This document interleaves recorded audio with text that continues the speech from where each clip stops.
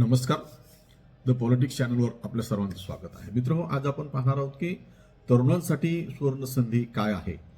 PM सेतू मध्ये कौशल्य विकासाला एक बूस्टर मिळणार आहे आणि राज्यानं जाहीर केलेला जो महत्त्वाचा शासन निर्णय आहे तो आज आपण जाणून घेणार आहोत.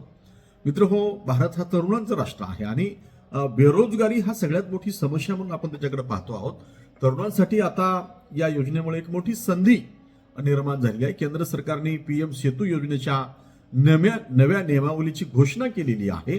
काय आहे ती नियमावली आपण जाणून घेऊ, जेणेकरून आपल्या समोर जो प्रश्न आहे की शिकून काय करावं, शिकलेल्या लोकांना नोकऱ्या नाहीत, मग काय करावं, ह्या सगळ्या प्रश्नाची उत्तर आजच्या या व्हिडिओमध्ये मिळणार आहेत आणि म्हणून हा अत्यंत महत्त्वाचा व्हिडिओ होणार आहे. तर मित्रहो, बेरोजगारी मिटविण्यासाठी तरुणांच्या हातात कौशल्याची ताकद देऊन त्यांना रोजगारक्षम बनवण्यासाठी केंद्र सरकारकडून PM सेतू नावाची योजनाची नवीन नियमावली जाहीर करण्यात आलेली आहे. केंद्र शासनाच्या कौशल्य विकास व उद्योजकता मंत्रालयाकडून प्रसिद्ध करण्यात आलेल्या मार्गदर्शक सूचनानुसार देशातील शासकीय औद्योगिक प्रशिक्षण संस्थांचे आधुनिकीकरण करून त्यांना उद्योगाचा विकास आणि आधुनिक तंत्रज्ञानाशी सुसंगत बनवण्यावर भर दिला जाणार आहे. ही योजना विकसित भारत या संकल्पनेस गती देणारी महत्वाची पायरी मानली जाते आहे.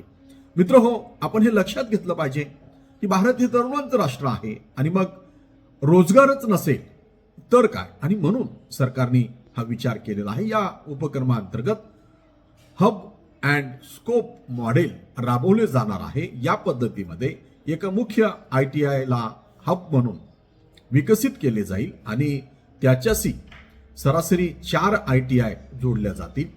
हब संस्थेमध्ये अत्याधुनिक प्रयोगशाळा, आधुनिक यंत्रसामुग्री आणि प्रगत प्रशिक्षण सुविधा उपलब्ध करून दिल्या जातील. स्कोप संस्थांना हबकडून तांत्रिक, शैक्षणिक आणि व्यवस्थापकीय सहाय्य दिले जाईल. त्यामुळे सर्व संस्थांचा एकत्रित दर्जा उंचावण्यास मदत होणार आहे. हे आपण लक्षात घेतलं पाहिजे. आता भारतामध्ये तरुणांची संख्या जास्त आहे आणि आपण पाहतो आहोत की पारंपरिक शिक्षणातून नोकरी नाही म्हणून क्लासमध्ये मुलांची संख्या दिवसेंदिवस कमी होते. हा एका महाविद्यालयाचा प्रश्न नाही, तो संपूर्ण महाराष्ट्रामधल्या सगळ्यात पारंपरिक शिक्षणासमोर निर्माण झालेला प्रश्न आहे. कारण मुलं रोजगाराच्या शोधामध्ये बाहेर जात आहेत. म्हणून सरकारने ही नियमावली, ही योजना आणलेली आहे. महाराष्ट्र राज्य औद्योगिकदृष्ट्या देशात अग्रगण्य आहे.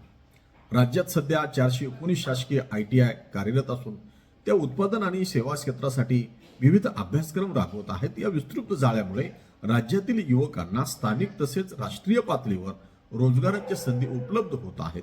PM सेतू योजनेमुळे या संस्थेचे रूपांतर अधिक सक्षम कौशल्य केंद्रामध्ये होणार आहे. हे आपण लक्षात घेतलं पाहिजे. मित्रहो, राज्य मंत्रिमंडळाच्या 27 जानेवारी 2026 रोजी झालेल्या बैठकीत या योजनेच्या अंमलबजावणीबाबत चर्चा करण्यात आली.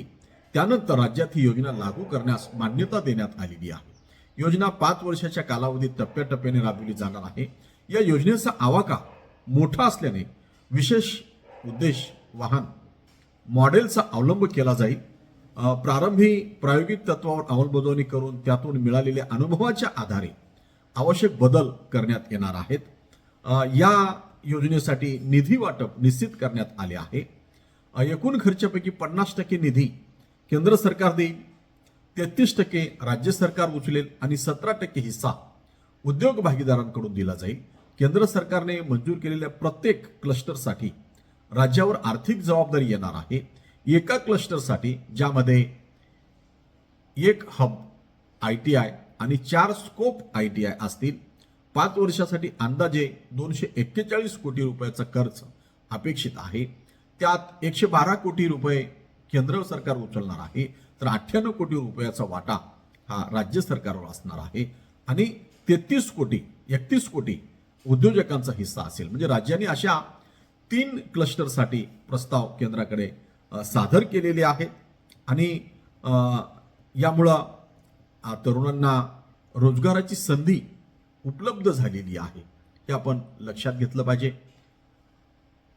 युवकांना सुवर्ण संधी यामुळे मिळते आहे. केंद्र सरकारने जाहीर केलेल्या सर्व मार्गदर्शक सूचनांचं पालन करण्यास राज्याने मान्यता दिलेली आहे.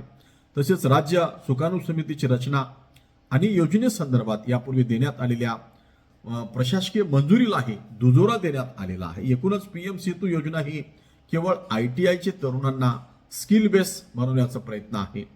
आधुनिक सुविधा, उद्योग सहकार्य आणि सुयोग्य नियोजन या माध्यमातून ही योजना राज्यातील युवकांसाठी खऱ्या अर्थाने सुवर्ण संधी ठरणार आहे.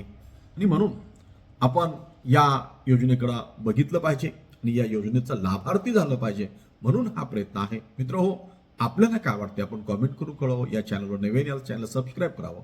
अधिकाधिक मित्रांना चॅनल धन्यवाद. जय हिंद.